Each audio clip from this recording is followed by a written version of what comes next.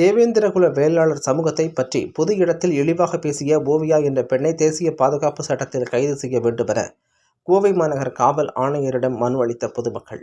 கோவை மாவட்டம் சிவாஜி காலனி பகுதியில் அனைத்து சமூக மக்களுக்கும் உதவும் பேரவை அமைப்பு செயல்பட்டு வருகிறது.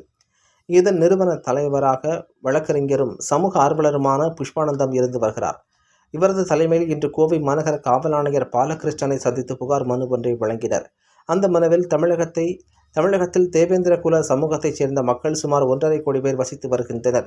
அவர்களின் தொழில் வேளாண்மை சார்ந்த தொழிலாக உள்ளது. கடந்த சில நாட்களுக்கு முன்னர் சமூக ஊடகங்கள் வாயிலாக ஓவியா என்ற பெண்மணி இச்சமூகத்தை இழிவுபடுத்தி பேசியுள்ளார். இவர் மீது தமிழகம் முழுவதும் தேவேந்திரகுல வேளாளர் சமூக மக்கள் புகார் அளித்து வருகின்றனர். இதன் ஒரு பகுதியாக தேவேந்திரகுல சமூகத்தினரை பொது இடத்தில் இழிவுபடுத்தி பேசிய பெண்மணியை தேசிய பாதுகாப்பு சட்டத்தில் கைது செய்ய வேண்டுமென மனுவில் தெரிவித்துள்ளார்.